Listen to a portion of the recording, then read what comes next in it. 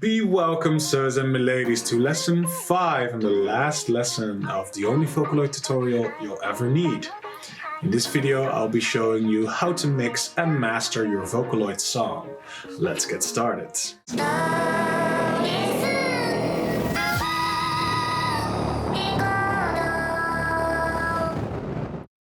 Real vocals versus Vocaloid vocals.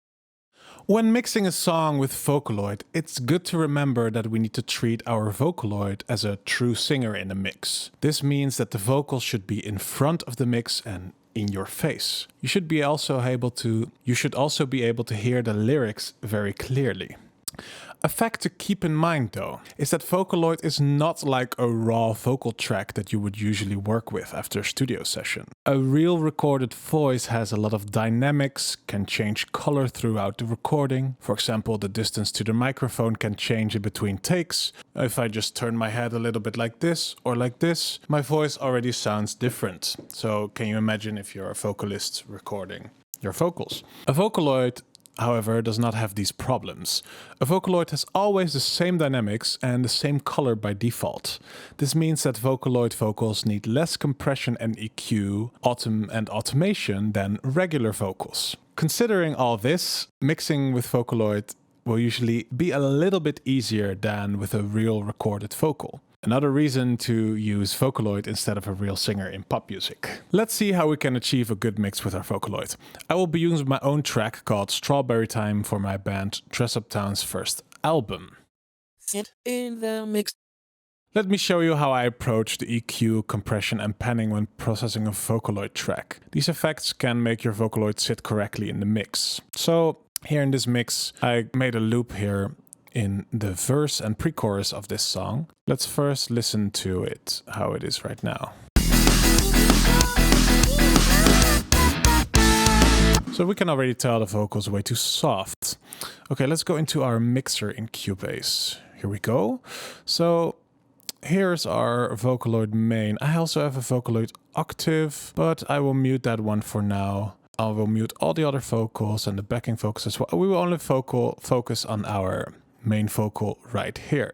So the rest of the song is already mixed quite well. I just want to make my Vocaloid sit in the mix well. So the first thing I need to do is I need to gain stage my Vocaloid a little bit better. So let me play my music.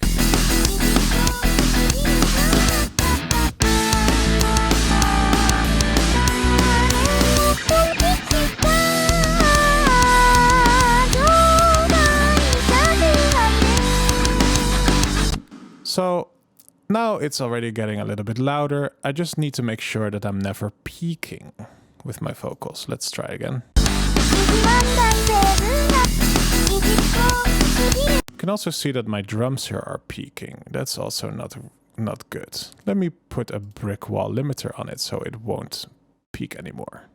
There we go.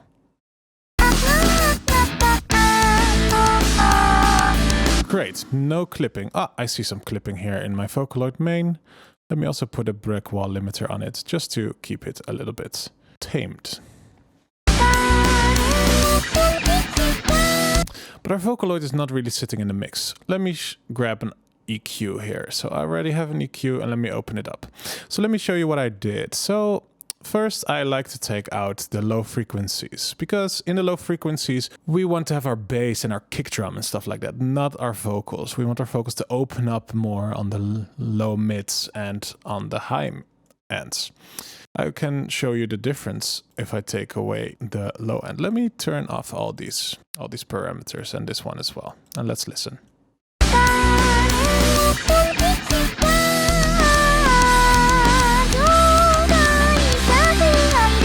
Can you hear that it opens up a bit more on the top end when I do that? So another thing that's really missing here is I don't hear those high frequencies very well. So I made a little bulge here to make it stand out a little bit more in those high frequencies.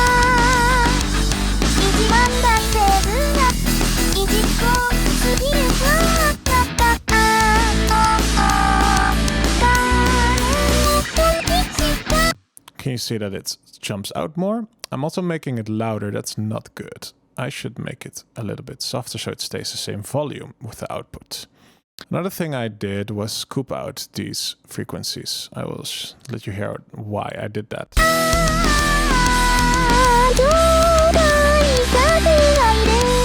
Sounds very boxy.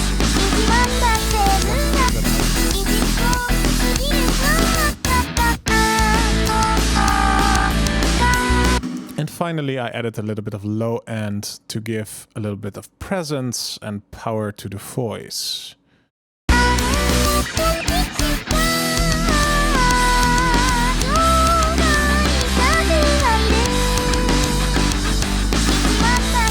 Very thin.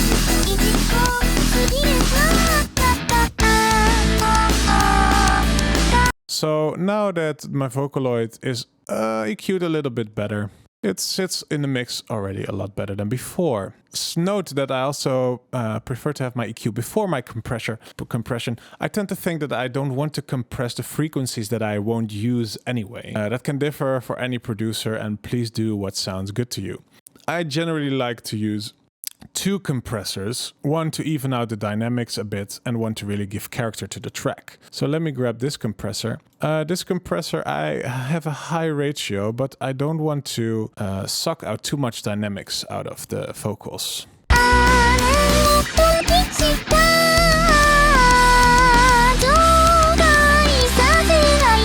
As you can see, I'm just like 3 dB only, and with a high ratio, but that just keeps the vocal a little bit more compact. Like the softer sounds get a little bit more clear and more loud. Then I like to grab another compressor. This is great plugin, the Vintage compressor. This one really gives character to the vocal. Let me show you.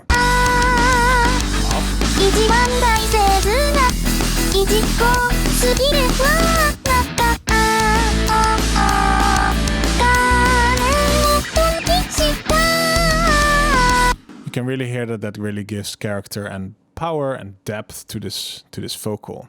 A trick that I learned in the studio where I used to work before is as follows. If you want to make a main vocal sound big, make 2 copies in addition to the original. Then strongly pan the extra tracks to the left and right. You can also compress these tracks a little bit more than the original track. This is where we create large in-your-face vocals. So let me quickly do that. Let me get out of the mixer and let me make 2 duplicates of this main vocal. So this one, I will pan strongly left, and the other one I will pan strongly right. Another thing that I will do, I will compress them very strongly. Just for the sake of simplicity, I will now make them very compressed, but also make them a lot softer in the mix, like let's say minus 17 dB something. And let's see how that sounds like.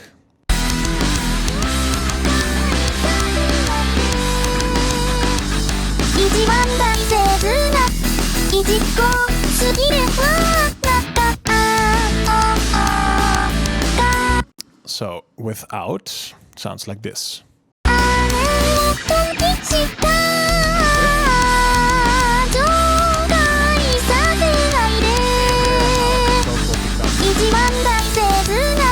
hear how the vocal becomes just way more big and sounds more in your face. This is a great trick that I learned. When a Vocaloid is sitting well in the mix, I think it's starting well in the mix, we can add some magic through some special effects. Effects like reverbs, delay, pitch effects, modulations, etc. can really spice up your Vocaloid track. Again, this is really up to the producer, as there's no wrong way to do it.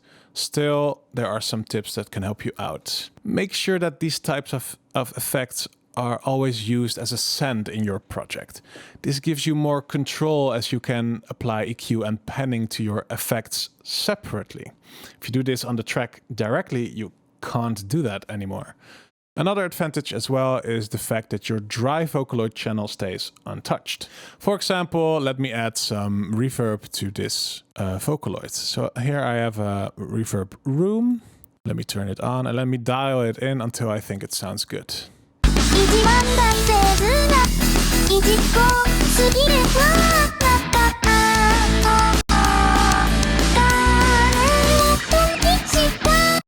Great. I also want to add some ping pong delay just to make it a little bit more playful.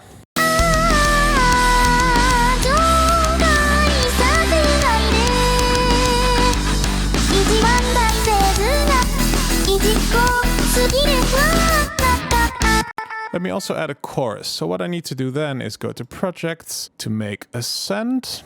So an FX channel. I want to have a chorus on there. A chorus, exactly. Let me call the track name chorus. And now I have an extra send called chorus. So I can change the chorus settings, of course. Let me go with a synced chorus. Why not? Let's do that. Let's make it pretty wide. Let's see how that sounds when we send it to our chorus.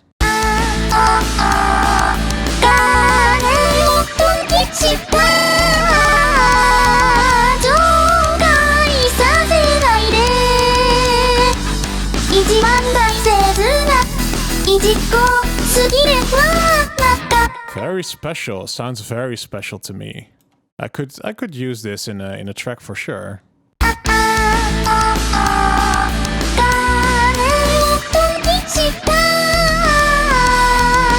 Yes, it really sounds like there's multiple Vocaloids singing at the moment. That sounds really nice.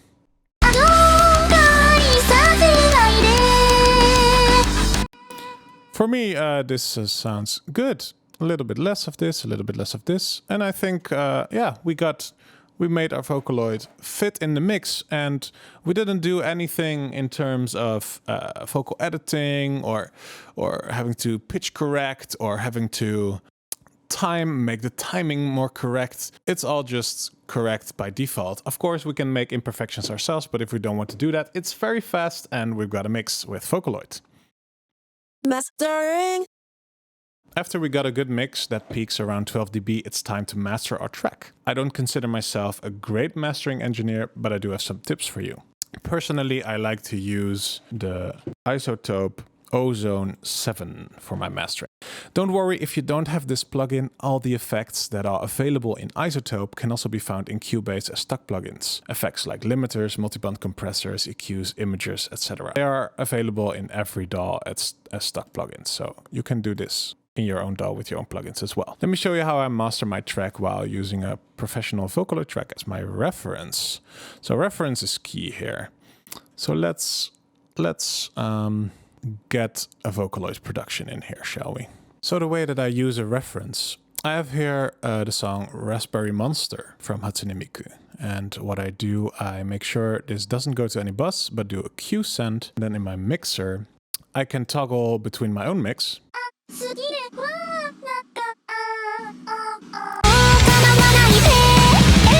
and a properly mastered mix, like that on my reference. So my mix, I can toggle in my control room between my mix and the properly mastered mix. So we need to get it up to that volume. So let's jump into our mastering plugin. So the first thing I like to do is just make the volume louder. I always like to have a ceiling of 1.5 and then just start making it louder with our maximizer.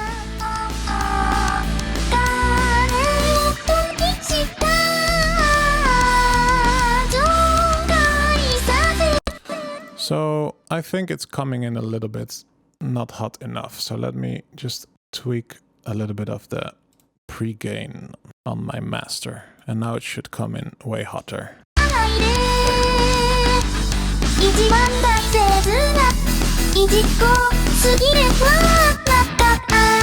So let's listen with the reference. So it's getting there. It can be a little bit louder though. Let's see if we can make it fast and just...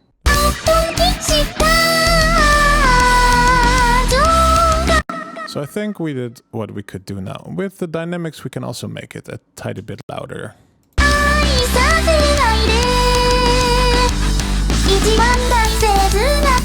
So I'm multi-band compressing everything now.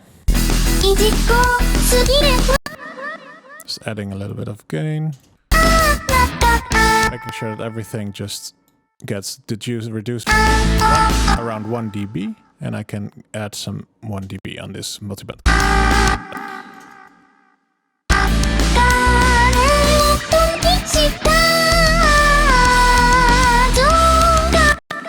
Another thing I like to do is to insert an exciter after the dynamics before the maximizer, Just a little bit of tape saturation. You also hear that it becomes louder after that.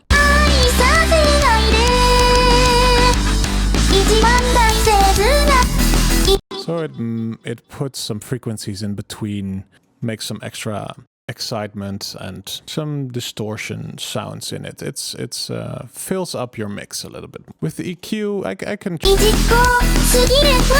But that looks pretty healthy to me. I also don't sound here and a little bit too sharp. Maybe we want a little bit more low end.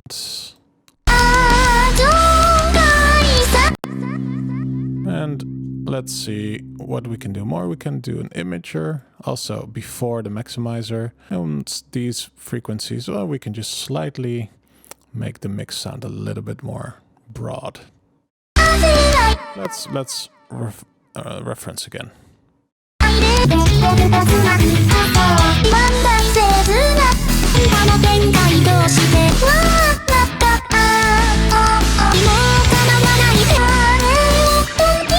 So I was wrong about the high. I actually want a little bit more high end. I also want it to sound bigger, my mix. So let's add a little bit of imaging, a little bit more exciting as well, just to pump it up a little bit. Just a tiny bit of maximizing.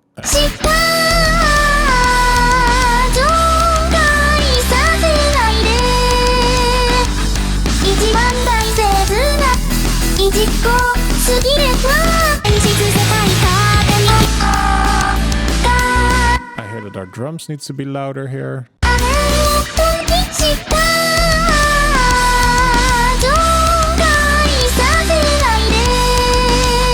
So let me get into my mastering plugin.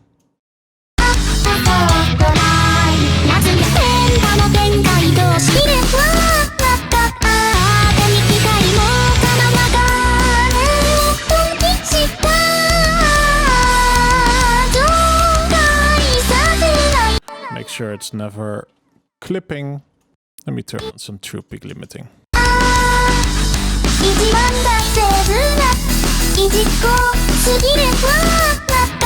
So let's bypass this for a second. So that's the mastering that I did on it.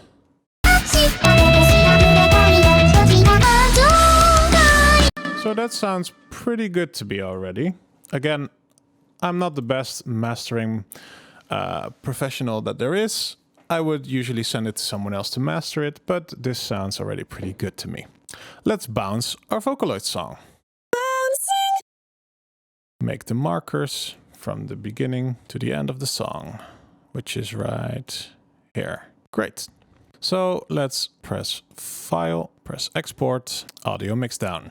Here we go. We've made our first Vocaloid song and it's now time to write history. When bouncing in Cubase, there are a few things to keep in mind. Make sure that the channel batch export is turned off. Otherwise you will export some tracks separately and we want the stereo out. If you want to bounce your song to release it, you should export it in the highest quality possible. This means exporting your song in a WAV file. In this drop-down menu, you can select the format that you want to choose. So you can do AIFF or MP3, Windows media files, or Flux, anything you like. If you don't want to release your song yet, but for example, send it for mastering or for feedback to someone else, well, mastering you should send the highest quality, but if you want feedback or just let your friends listen to it, make sure to not bounce it in the highest quality. This way your song cannot so easily be stolen. Remember that it's easier to steal a Vocaloid song because you don't have a real vocalist which can prove that it's your song. Make sure to export it as a MP3 for your own safety. This is also to make it easier to send to someone online because MP3s have smaller file sizes. In whatever format you choose to export your song, make sure to always add a tag with your artist name. It's your Vocaloid song and the world should know that it's you who made it. So here we can edit the chunk. So originator, I could say Jeremy, and it's made in Dress Up Records. You can add a date and a time, which is fine for now. Now, make sure that your name is correct. So I would just call it Strawberry Time Mix 1. Look for a good place on your computer. I will just drop it on my desktop now. Let's save it. And then make sure that your sample rate is correct. In my case, it's 48. Make sure that your bit depth is correct. In this case, 24-bit. Make sure you don't do it in mono, but in stereo. And let's export. And there we go. Now we just waited for it to export. We've reached the end of these video lessons. I want to thank you all for watching all the way to the end. I hope these videos inspire you to make your own Vocaloid productions and will help you to become a successful Vocaloid artist. Additionally, I would love to see your productions and give you sirs and madams some feedback myself. If you like this idea, please upload your productions to YouTube, private or open link, and place the link in the comment section of this video. I will then review your work and try to give the best feedback that I can. Thank you again for watching. It has been a true pleasure. I hope you can use these tips in your own productions to get you started, and let's conquer the world with this Japanese revolution. And as always, please keep making lots of magical music. Always at your service, Jeremy Dorian.